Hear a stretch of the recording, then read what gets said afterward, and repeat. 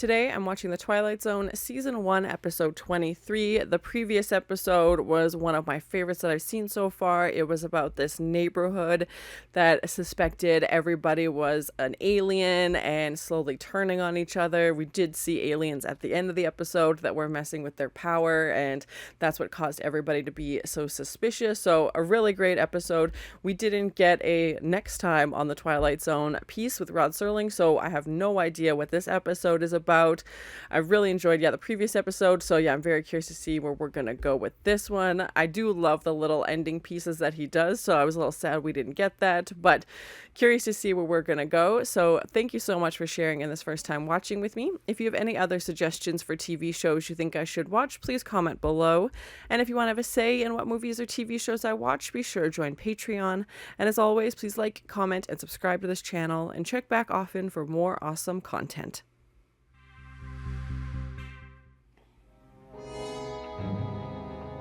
Now, this is Arthur Curtis, age 36, who also is real. Everybody's 36. So, Saturday night at San Francisco, here we come.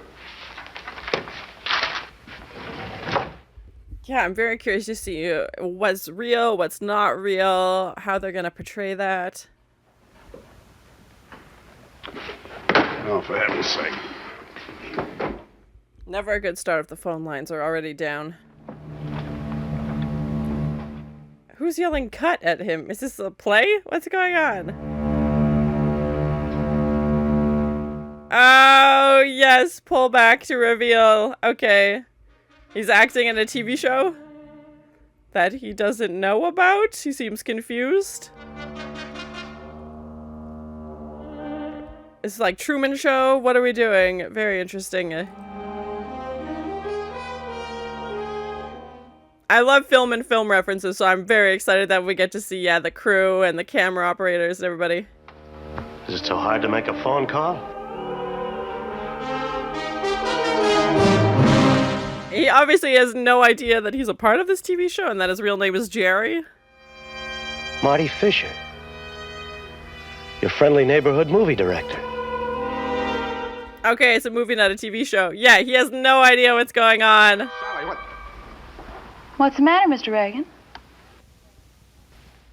That's not his name? Or is that his last name in real life? I'm warning you, Jerry. They won't take it anymore. Wise up, boy. You're on the edge. Jerry? Oh, it's okay, Marty. It's okay. Yeah, like the secretary thinks this is normal. It's just him who's like, what's going on? Phoning your wife to tell her to meet you downtown at 3:15, right? What are you talking about? Very Truman Show. Yeah, it's freaking me out a little bit. So weird. I don't know you. That would be a very bizarre feeling. Like, this is my real life. What do you mean I'm part of a movie? Like, so creepy. I'll phone Brinkley.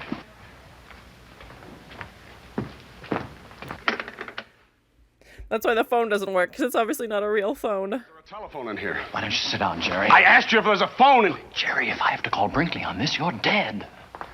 Jerry. Oh my god, why is he dead? What? Let's go to your dressing room. Where's the nearest phone? Jerry. My name is Arthur Curtis.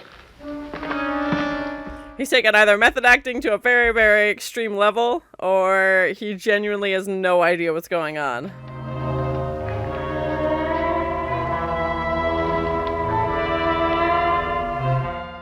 And yeah, to see like the backlot and the soundstage and stuff, so cool. And I love the lighting. 437 Ventnor Road in Woodland Hills, please. Ventnor. He doesn't know his own phone number. Ventner. What? Or his character's phone number, I guess. I don't think. Now, will you please try again, operator? I know there's a phone there. Jerry. Because there's no actual Arthur Curtis. Yeah, that's why he doesn't have a phone number. Jerry.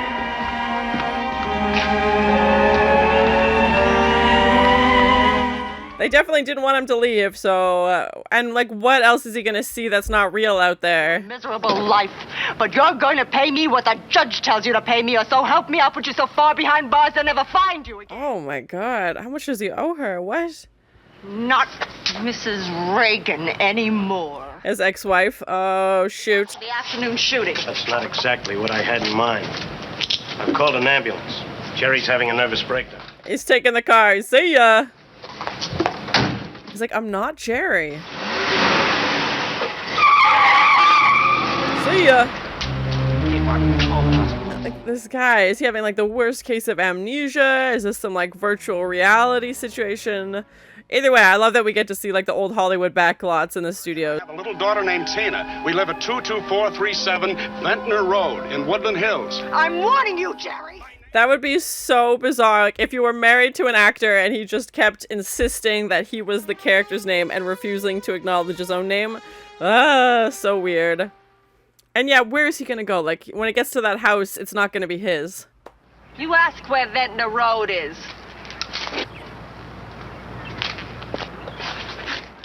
Yeah, he knows the address, but obviously can't find it.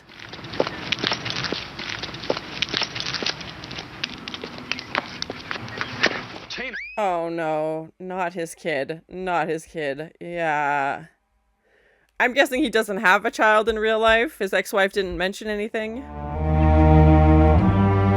Get in! I feel bad for this guy. He was so confused. He's so convinced that he is Arthur. Like, it would be such a weird experience. Oh, what Brinkley wants. Your blood, probably. Yeah, they keep mentioning that if this Brinkley character finds out that he's dead. You are home. Now let's go. Doesn't recognize his house, doesn't know his phone number. Yeah, this poor guy is either having a weird case of, amnesia. I don't know. You all seem to think I am. My name is Curtis. I live in... Jerry, stop it. You don't seem to realize the position you're in. Is this all a ruse so he doesn't have to pay his ex-wife? I don't know. I'll have to lay it right on the line. If you lose this assignment, we'll have to drop you. We can't cover up for you anymore. It's beyond that. Oh, is this his agent? Okay. Gerald. That's not my Raigan. Oh my god. Oh my god. 189 Brand Street, Los Angeles. Which I'm guessing doesn't exist. Of course there is! Yeah. Oh my gosh. I've worked there for the last 7 years! Oh, I just got goosebumps. The performances are so good. He's so convincing that he's fully like, I'm Arthur Curtis. Why are you all telling me otherwise? Like, his job isn't real. His house isn't his. Like, spooky. It's not in my province, but I've known you a long time. Can't you see what's happened? I think he's just snapped from the stress and he's just, mentally convinced himself that he is this person. He's in Woodland Hills with his wife and child. Marion Curtis, 33.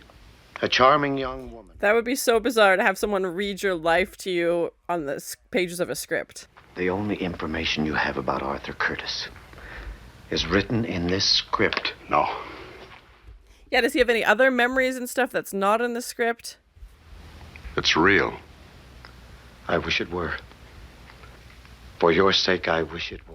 Yeah, like his character has this happy family with a child, and in real life he's divorced, so did he just make this up so he could live this life? I just spoke to the studio a few minutes ago. They're canceling production. So he doesn't get to be Arthur Curtis anymore? Oh no, Graham just threw his whole life in the trash. It's too late, Jerry. It's finished. I've got to get back to my office. Your office? If you mean this. It's a set.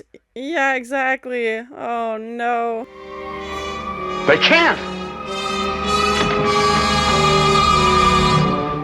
Oh my gosh, yeah. That would be so bizarre.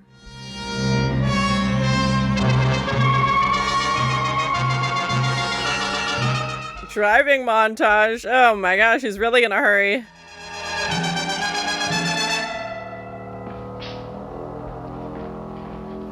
It's gonna be gone. Yeah, there's gonna be nothing left. Oh.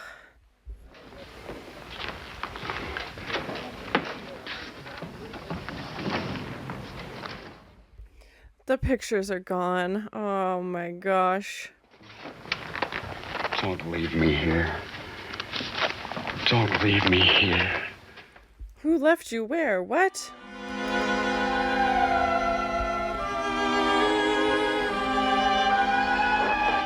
And now the pictures are back? What is going on? What? Honey?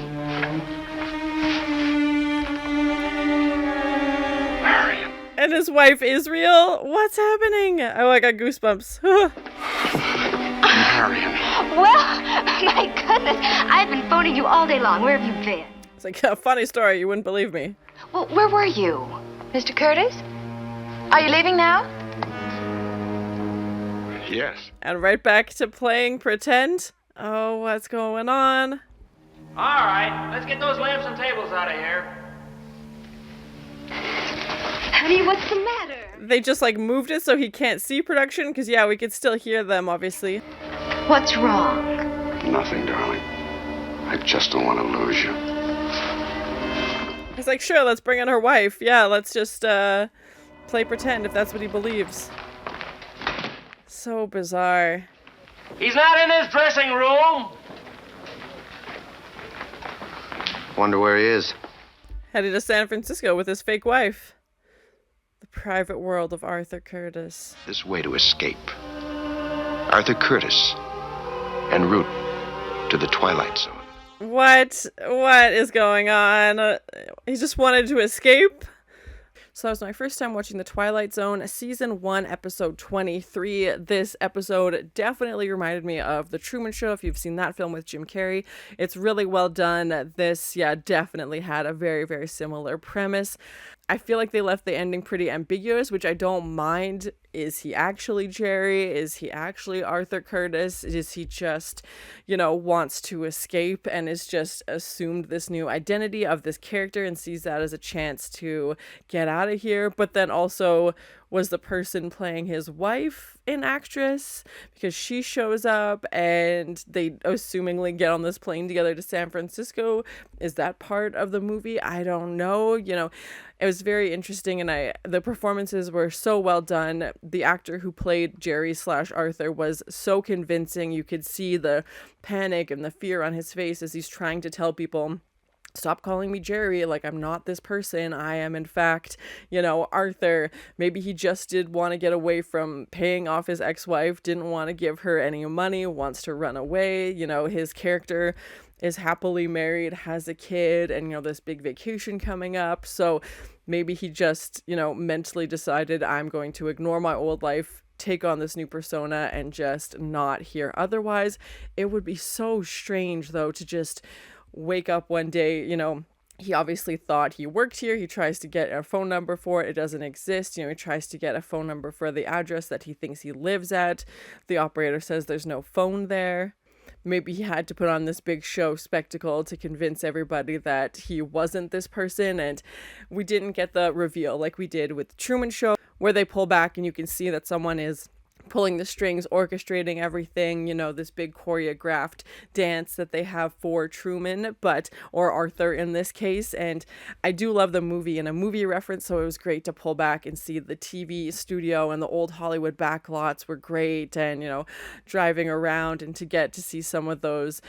Obviously, I love movies, so it's great anytime we get to see that and to see the crew be cast. Okay, you're going to be cast as the director and somebody would be directing that. I just love that. I know it's a bit meta, but I still love to see that in films. And just to see him struggle with this and to struggle with his identity of, no, I'm Arthur. And the more he says it, the more he's trying to convince himself, and he's trying to find concrete proof. He's like, well, I'll call my work. Clearly they'll know who I am. I've worked there for 7 years, and, I'll call my house, and I just can't remember the number right now. And at first I thought maybe there was going to be more amnesia or something like that, or was it going to be this, kind of virtual reality situation, other dimension? We didn't really have a ton of sci-fi components to the story, not that we really needed it, but it was just interesting, the whole story. He's just like, I don't know what you're talking about, I'm this person, can't even remember how to drive home. Again, is he an actor acting? And his ex-wife mentioned that he had a bit of a drinking problem. Maybe he just wanted to literally escape his old life and take off on this plane and assume this new persona. They canceled his movie, so he doesn't even get to play pretend at being himself, if that makes sense. He doesn't get to live in this life, and he was devastated when he thought that this was over. And They obviously put the stuff back while he was still sitting at his desk because the pictures are gone. 2 seconds later, the lights are up and the pictures are back. We obviously only have, his version, and he doesn't seem like a reliable narrator. So, when he put his head in his hands and said, "Don't leave me here, don't leave me here," I thought, okay, this is some type of simulation, like somebody has put him in this situation, but clearly he just wants to escape, and the actress who's playing his wife, I guess, just went along with it, which again, very much like the Truman Show, everybody is in on the secret except for him, and they're told to, do whatever it takes to keep him on board. It sounds like his ex-wife did get the money after all. She brings him the checkbook and, saying to sign his name and starts yelling at him what his name is. And he's either gone full method acting and has just assumed this new character. And it also sounds like he's kind of on his last, legs with his acting gig. His agent's like, "Hey, I had to pull some strings to get you this job. Like, you can't screw this up." And, obviously storming off the set, assuming that you are the character is probably not the greatest impression. And yeah, it was just such an interesting episode. They literally show him the script to say, "Look, this is the secret life of Arthur," or like, "This is not real, this is a character." And how bizarre it would be if you saw your life written on a page and you're like, "This is me that they're talking about. Like, why is this happening? Why am I this character? Like, I'm not who they say I am." And yeah, obviously a lot of themes of identity, and maybe Jerry just wanted to escape and wants to run away from his life and start over in San Francisco. Will he ever come back? Who knows? We don't get that piece, and they just ended that way with, the plane taking off.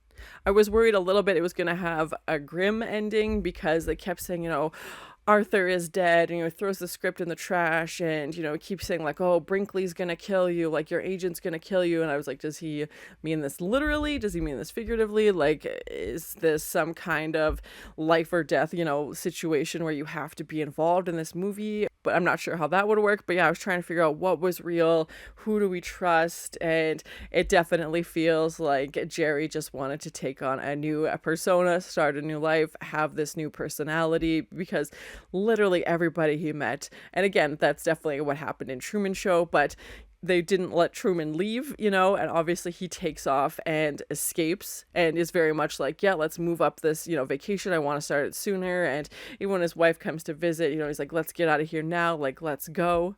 Definitely an interesting episode. We had a previous episode early in the season about an actress who was trying to relive her glory days, so I like that they're including actors and actresses in a TV show, obviously with actors and actresses, so that was really cool. And the next week's episode is about this guy who's lived for 2,000 years, this immortal character, so very curious to see where that's gonna go. But thank you so much for sharing in this first time watching with me. If you have any other suggestions for TV shows you think I should watch, please comment below. And as always, please like, comment, and subscribe to this channel, and check back often for more awesome content. Never a good start if the phone lines are already down. Who's yelling cut at him? Is this a play? What's going on? He's taken either method acting to a very, very extreme level, or he genuinely has no idea what's going on. And yeah, where is he gonna go? Like, when it gets to that house, it's not gonna be his. That would be so bizarre to have someone read your life to you on the pages of a script.